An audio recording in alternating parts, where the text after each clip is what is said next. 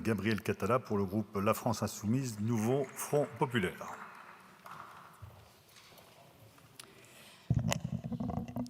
Merci Monsieur le Président, Monsieur le Ministre, chers collègues. Il faut être raisonnable, tu ne peux plus vivre ainsi. Seul, si tu tombais malade, on se ferait trop de soucis. Tu verras, tu seras bien. On va trier tes affaires, les photos auxquelles tu tiens. C'est drôle qu'une vie entière puisse tenir dans la main. Avec d'autres pensionnaires, vous en parlerez sans fin. Tu verras, tu seras bien. Il y a la télé dans ta chambre, en bas, il y a un beau jardin, avec des roses en décembre qui fleurissent comme en juin. Tu verras, tu seras bien. Tu verras, tu seras bien, des phrases de Jean Ferrat qui se veulent réconfortantes, que l'on récite à nos parents et à nos grands-parents avec le cœur lourd, des phrases que nous prononçons pour rassurer nos proches, eux-mêmes peu crédules au moment d'entrer en maison de retraite, en EHPAD, et pour qui cette étape est un bouleversement.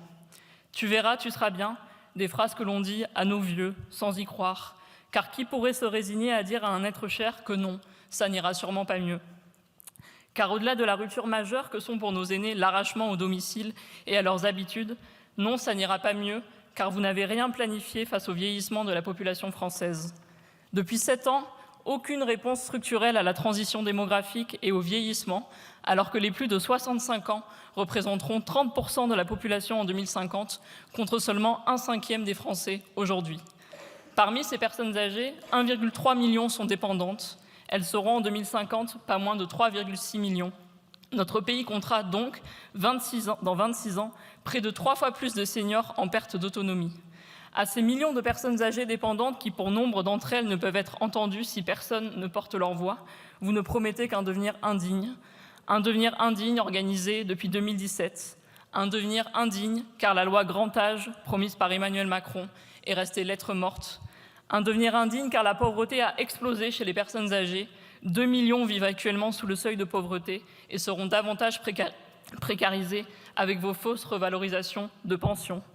Un devenir indigne lorsque vous ignorez depuis 2021 les alertes de la Défenseure des droits sur le caractère systémique de la maltraitance au sein des EHPAD. Elle s'alarme toujours des violations des droits fondamentaux des résidents. Vous lui répondez par le silence. Un devenir indigne car année après année, vos budgets sont de plus en plus insuffisants. Les EHPAD publics traversent une crise sans précédent. Alors que seuls 40% d'entre eux étaient déficitaires avant la crise Covid, ils sont désormais 85%.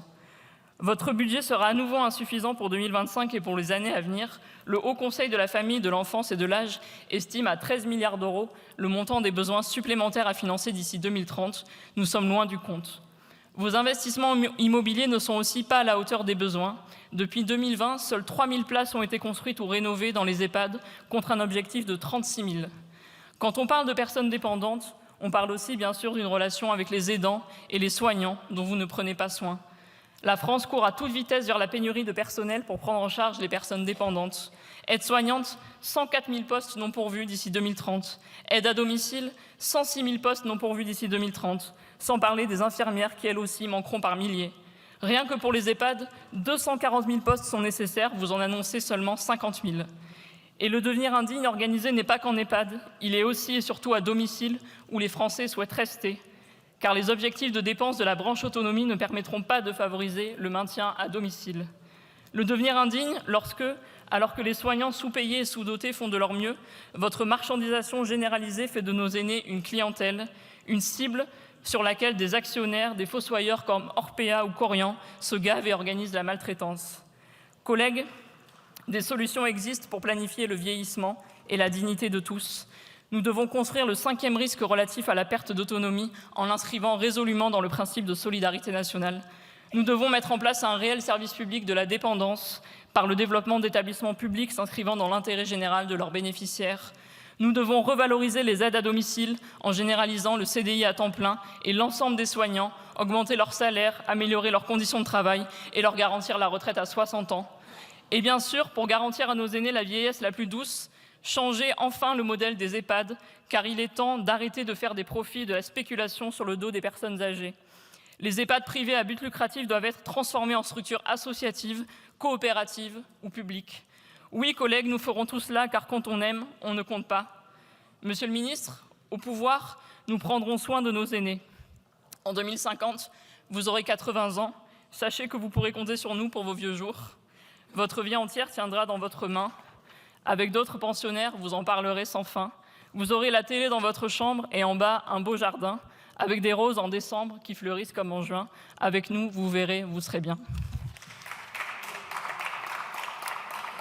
Merci. La parole est à Monsieur Jérôme Guedj pour le groupe socialiste.